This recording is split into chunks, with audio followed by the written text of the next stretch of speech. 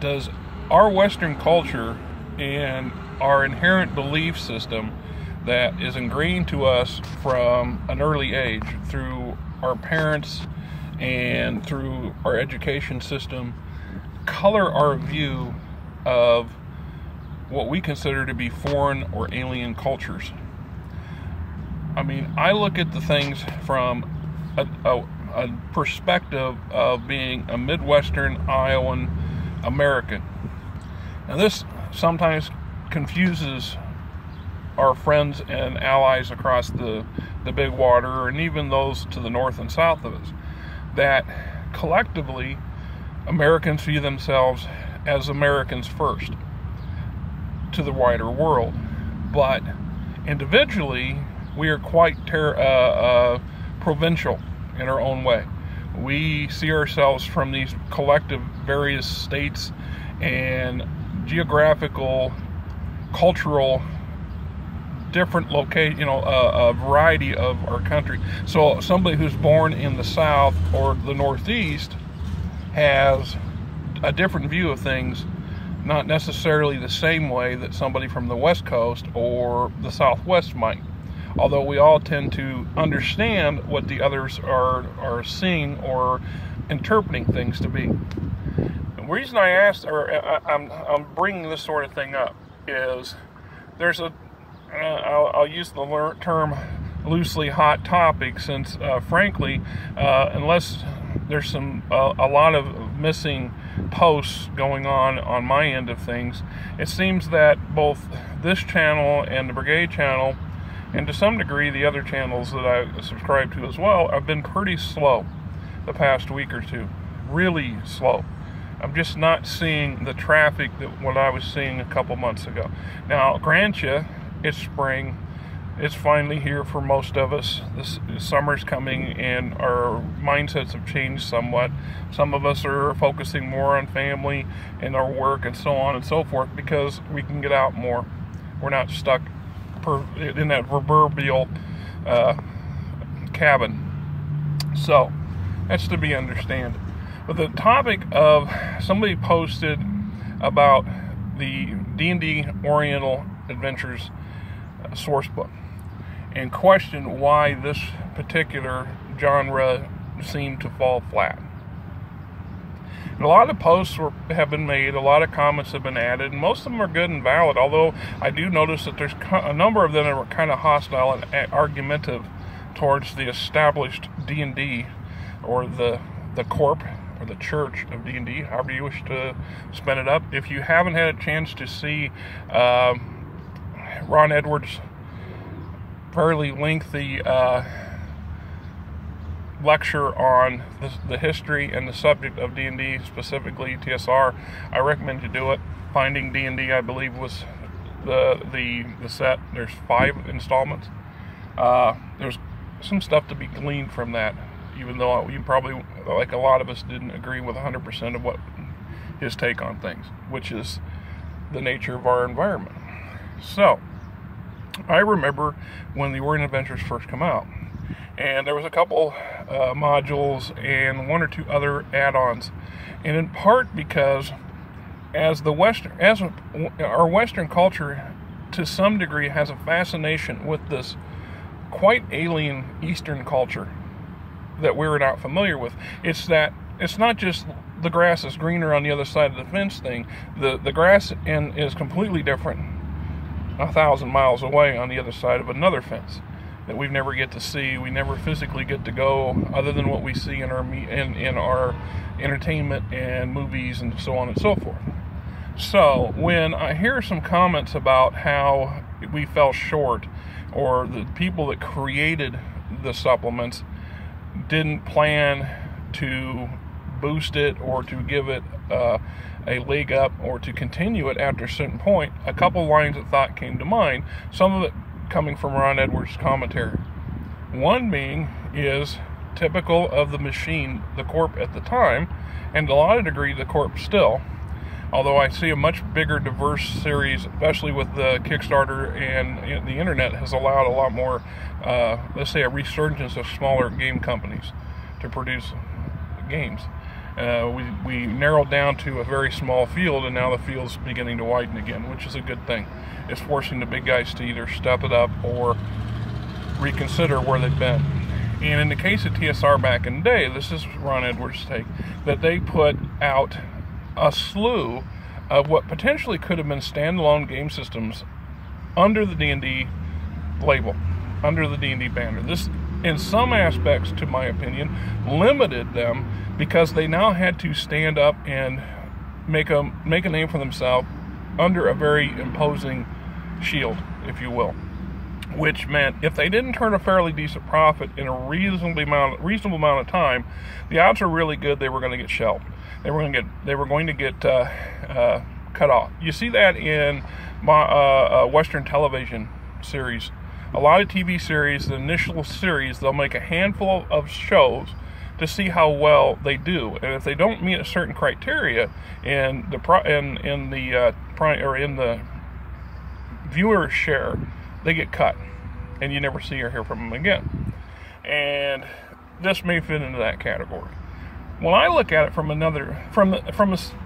looking at this personally as what could have been a good set of books or a good set of games by itself. If you ever had an opportunity to play Bushido by FGU back in the day, it's along those lines. And there's several others, game systems that I can think of, but I can't put my names on, that have come out over the decades, that has that Oriental Eastern flavor.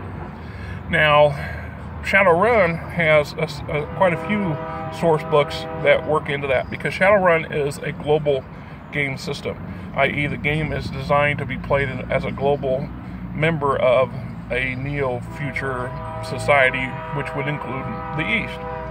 We still run into that issue where the majority of Western players, most of us, our understanding of the societies and the placements of these Oriental settings that are created are tainted or slanted or based on a thin foundation of knowledge. We know for the lion's share from movies like Crouching Tiger, or the Jackie Chan stuff, or you go back to Bruce Lee, because that's where I got initiated into the Oriental culture, was the Bruce Lee, martial arts, kung fu, the various B movies that you see occasionally on late night television before cable came out, and a slew of cable shows and stuff that came out after cable come out.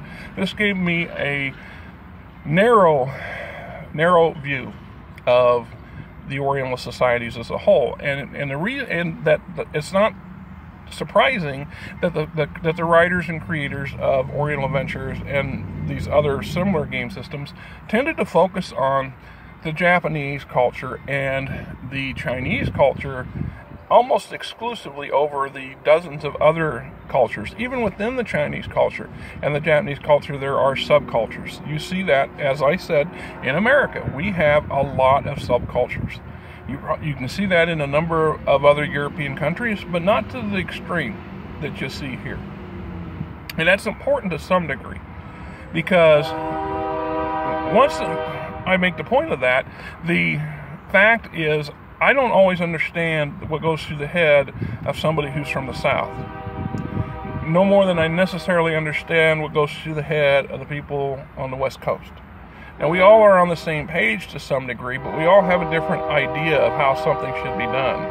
And America's history, we fought a civil war. We've also fought a number of what you might call provincial border wars that never really made the history of the news that much. They weren't powerful enough or big enough or large enough to be qualified as a conflict. But back in the day, we had our issues. We still do, except nowadays most of it's fought in politics. That's why our politics, that's one reason why American politics are so convoluted and so distorted on a lot of levels, because they're trying to focus on some kind of section of how they believe a certain thing should be. And if you look at Ron Edwards'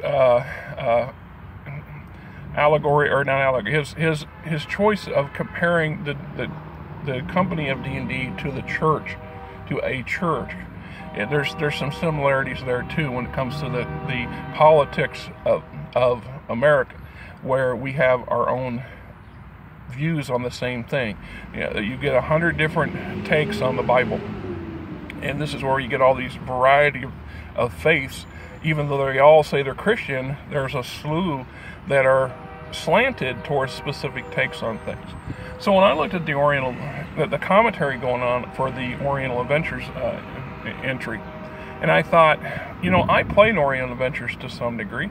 I have a couple different source books and supplements that I got from that period of time, and I have a strong enjoyment of that kind of culture, but I truly don't understand the culture itself. So I'm basing any game that I create, or any game I run, and any character I create to run in that game, based off of what my slanted view created by watching hundreds of hours of kung fu movies and Asian-based movies, and then including, since YouTube come along, loads of documentary vlogs, if you will, of people who have gone to or in Japan or in China and giving us their experiences while they're walking around and looking at a culture that's quite different from my own, and because of that, it's attractive to me, because it's something that I don't know, and how much life would be different if I did know, kind of thing. So when I look at playing the games, do I run an entire campaign based off of a foreign culture that I really only have a slight grasp of?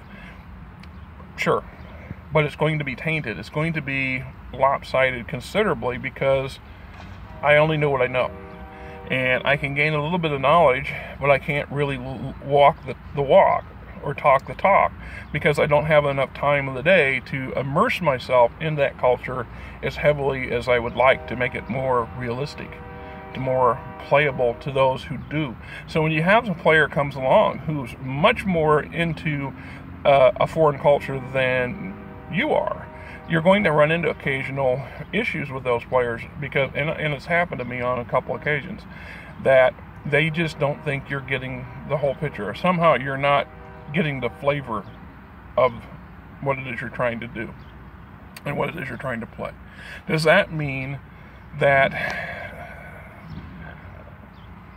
offshoots of the system, such as Orient Adventures, are somehow flawed and worthless? I don't agree. I think that it is just another element of a much grander world, or potential campaign world, and why not incorporate it when and if you can, and if you can get players who are willing to go that route, then do so. I also believe that you can take a lot of that information and rewrite it to some degree to create some very exotic cultures in a campaign world of your own setting that doesn't have to be Asian based. It can just have a lot of nuances from the Asian flavor that you get from these books. Now, that brings me to one last point. Why is it that the fantasy genre is the top of the class in role-playing games, tabletop games, video games, what have you? Why do we, as the Western culture, attune ourselves so well with this fantasy ancient style of play and not have a lot of issues with it? Because I've seen far more players, including newbies that come along, that will fold into the game system. They'll fold into our Conan the Barbarian style play, our swords and sorcery. They will fall into our high fantasy. They will fall into our high, our version of fantasy opera or space opera or what have you, and buy into the story much easier than they will other settings. That's in part because, I believe, for a big chunk of us, we equate the fantasy settings with our historical places of where humanity came from. The Middle Ages, Rome, Greece. You go back far enough. And we study all those. And those are still foreign cultures for most of us. Although we, as the Western half of the world, tend to see ourselves as descendants, therefore torchbearers of those people and those cultures. That's my thought on that. And as always, I'm interested to hear if anybody has any of their own. And until then, thank you very much.